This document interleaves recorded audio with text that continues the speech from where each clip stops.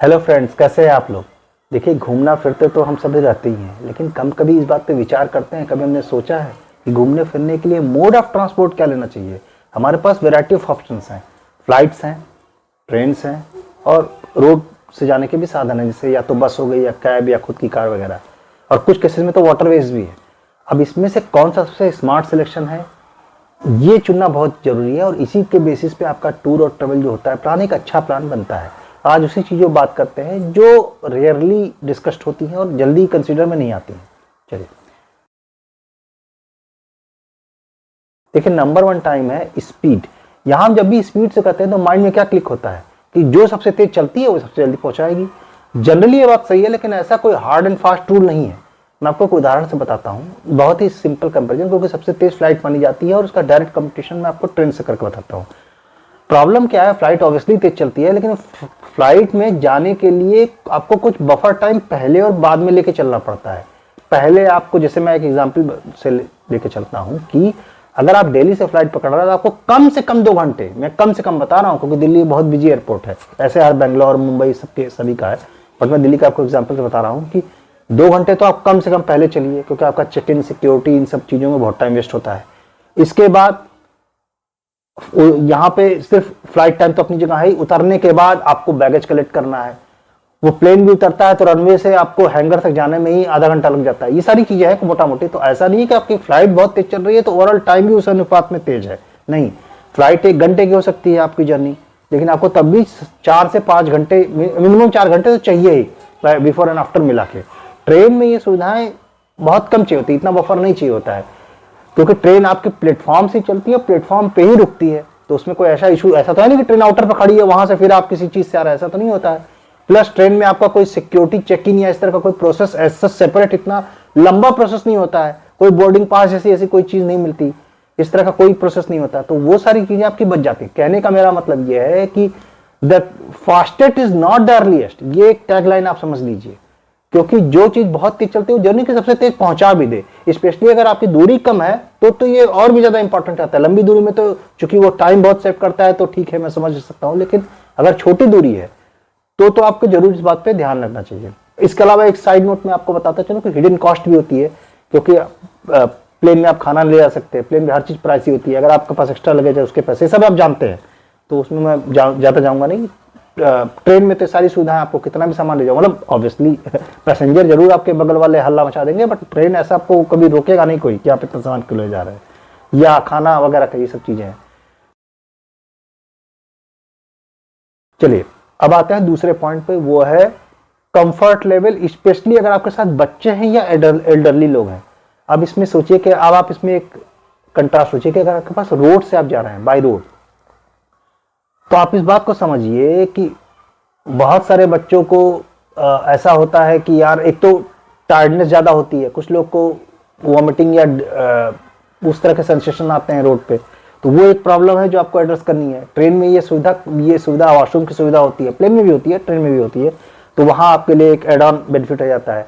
दूसरा, अगर elderly patient है, उनको वॉशरूम की जरूरत हो सकती है, स्पेसिफिक बीमारियों में भी उनको चाहिए होता है सपोर्ट सिस्टम, तो वो सारी चीजें भी प्लेन और ट्रेन में बेहतर मैनेज होती है कंपेयर टू रोड ट्रांसपोर्ट के। तो ये एक आपको पॉइंट जरूर नोट करके चलना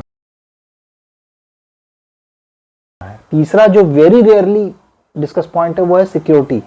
देखिए, बस से भी आप जा सकते हैं, लेकिन अगर आप 3 बजे रात को फ्लाइट पकड़ना और 3 बजे रात को बस पकड़ना, ये दोनों दो अलग अलग चीजें हैं, दोनों के सिक्योरिटी प्रोटोकॉल में बहुत अंतर है। सिक्लूडेड बस स्टैंड और सिक्लूडेड एयरपोर्ट के सिक्योरिटी में बहुत अंतर होता है। अगर एक निर्जन स्थान, सुनसान स्थान पे काइंड ऑफ बस स्टेशन है और एक एयरपोर्ट है, तो आप इस बात को समझिए कि दोनों में आपको, अगर आप रात में जा रहे हैं तो सिक्योरिटी के मसले हो सकते हैं, कैब मिलने के मसले हो सकते हैं, दुनिया भर के प्रॉब्लम है, इवन होटल खोजने के लिए वो सारी चीजें हैं, प्रैक्टिकल दिक्कतें हैं, वो भी आपको ध्यान में लेके चलनी है। ये कुछ छोटी छोटी चीजें जो आपको ध्यान लेके चलनी है। अब आप कहेंगे साहब इतनी लंबी भाषण तो दी है, इसका लब्बो अब क्या निकला, रिजल्ट क्या है? तो इसमें एक बात आप समझिए कि अगर मैं आपको कुछ बेसिक टिप्स देता हूं, उससे आपको हेल्प मिलेगी। अगर आप 4 या 4 से ज्यादा लोग हैं तो बेहतर है कि आप कैब से जाएं, क्योंकि आपके पास कंट्रोल ज्यादा होता है, कॉस्ट जनरली आपकी अंडर कंट्रोल आ जाती है। अगर आप कैब से जाते हैं, या खुद की कार है तो और भी सस्ती है, मगर कैब से भी जाएंगे तो भी आपकी कार जो आपका कॉस्ट है पर पर्सन, वो काफी हद तक लिमिट में रहता है। प्लेन में तो ऑब्वियसली आपका महंगा ही होगा, तो वो कोई इशू नहीं है। कंट्रोल इसलिए कि जब आप चाहे रोक सकते हैं, जब आप चाहे आपको लगता बेसिकली आप कैब आपके कंट्रोल में है ना। कंफर्ट लेवल में थोड़ा लो हो जाता है क्योंकि ऑब्वियसली आप बैठ के जाएंगे, आपको टायर्डनेस हो सकती है। ट्रेन में जैसे आप सो के जा सकते हैं, ये सारी चीजें हैं। नंबर 1 पॉइंट है। दूसरा जो आपको मैं एकदम कॉन्क्रीट एकदम बुलेट पॉइंट बता रहा हूं, एक रूल समझ लीजिए, अगर आपकी जर्नी 800 किलोमीटर से ज्यादा है तो प्लेन से जाइए। ये जनरल है, ऐसा नहीं कि हार्ड एंड फास्ट है, आपको ये बिल्कुल नाक की लकीर पे पकड़ के चला, लेकिन एक जनरल बात कर रहा हूं। अगर 800 किलोमीटर से कम है तो train would be a much better option considering जो अभी तक हमने बातें की है। ये रूल ध्यान रखिए। 800 किलोमीटर का रूल एक बहुत ही गोल्डन रूल है, और ये कई लोगों ने एक्चुअली 800, 750, 850 ऐसा आप सुनेंगे, बट मोटा मोटी 800 के आसपास ही वो घूमता है।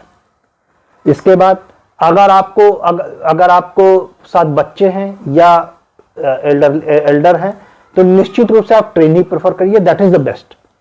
उसमें सो के भी जाते हैं, वॉशरूम की सुविधा है, वो हर लिहाज से, सिक्योरिटी भी ठीक है, वो हर लिहाज से बेस्ट कॉम्बिनेशन है, सेकंड बेस्ट फ्लाइट है। तो ये बात ध्यान रखिए।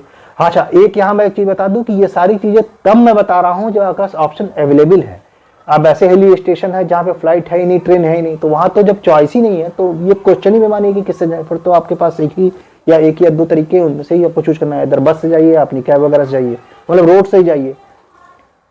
अब आते हैं बात वाटरवेज पे, जिस पे अब तक हमने बात नहीं दी। वाटरवेज में आपको सीधा सीधा बता दूं कि वाटरवेज एज एन एक्सपीरियंस के लिए तो अच्छा है, एज ए ट्रेवल मोड बहुत ही बेकार साधन है।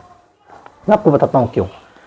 देखिए, एज ए एक्सपीरियंस मतलब एक रात या कुछ घंटे या आधा दिन या इस तरह का कोई, अगर आपकी कोई जर्नी है, आप एक्सपीरियंस लेना चाहते हैं शिप में ट्रेवल करने का, तो बहुत अच्छी चीज है, लीजिए, कोई इसमें इश्यू नहीं है। As a mode of travel ये स्लो भी है, महंगा भी है, ऑब्वियसली रिस्कियर भी है, ये सारी चीजें हैं, तो वो मैं प्रेफर नहीं करता। जैसे मुंबई से लक्षद्वीप की चलती है, वो शिप चलते हैं, कई दिन लगाता है, बेकार की बात है, क्या फालतू, मतलब 4 दिन शिप में तो बिल्कुल यूजलेस है। मतलब आप ट्रेवल में बिल्कुल आप समुद्र देख रहे हैं, आपका कोई मतलब आप टाइम भी वेस्ट कर रहे हैं बेसिकली। ऐसा तो फ्लाइट ले लीजिए, इतना आपको महंगा भी नहीं पड़ेगा कंपैरेटिवली, और आप बहुत सारा टाइम सेव कर लेंगे, एटलीस्ट आप डेस्टिनेशन पर तो गुजारेंगे। तो वो सारी चीजें हैं। तो अगर हम इसे एक समरी बना के देखें, सब मिला जुला के, तो अगर आप किसी इमरजेंसी जा रहे हैं तो ऑब्वियसली फ्लाइट में ही जाइए। अगर आप किसी फंक्शन या वेडिंग वगैरह अटेंड करने जा रहे हैं तो train is the best medium. अगर आप ट्रेवल पे जा रहे हैं तो flight could be probably is the one of the best medium. इस तरह से बातें हैं। अगर आप 4 या 4 से ज्यादा लोग हैं तो अगर आप रोड से जा सकते हैं तो बेस्ट है कि आप कैब करके जाए, नहीं सेकंड बेस्ट है तो ट्रेन से जाए। तो ये सारी चीजें हैं, और आई वुड नॉट एडवाइज कि किसी को भी कि वाटरवे से जाए फॉर ट्रेवल। एक्सपीरियंस आप ले लीजिए, कोई इशू नहीं है, बट ट्रेवल के लिए डोंट गो फॉर इट। तो आई होप कि आप समझ रहे होंगे कि छोटी छोटी क्या चीजें देखनी होती हैं। बहुत सारे और भी पॉइंटर्स हैं, मतलब मैंने वही उठाए हैं जो बड़े बड़े हैं, और भी बहुत सारे छोटे मोटे पॉइंटर्स हैं इधर उधर के जो आपको सिलेक्शन में हेल्प करेंगे, but these 3-4 point are the major ones which you should consider always. So इसी के साथ आई होप कि ये वीडियो आपके लिए कुछ काम का होगा। अब मैं आपसे कहता हूँ कि अगर आपको वीडियो पसंद आया और आप इसी तरह कंटेंट और देखना चाहते हैं तो प्लीज़ लाइक अस, सब्सक्राइबर और शेयर कीजिए, ताकि ज़्यादा से ज़्यादा लोगों तक ये वीडियो आए, और अपने कमेंट हमें जरूर पोस्ट कीजिए, सो दैट हमें आपके इनपुट्स मिलते रहे। इसी के साथ take care, signing off for now, take care, bye bye.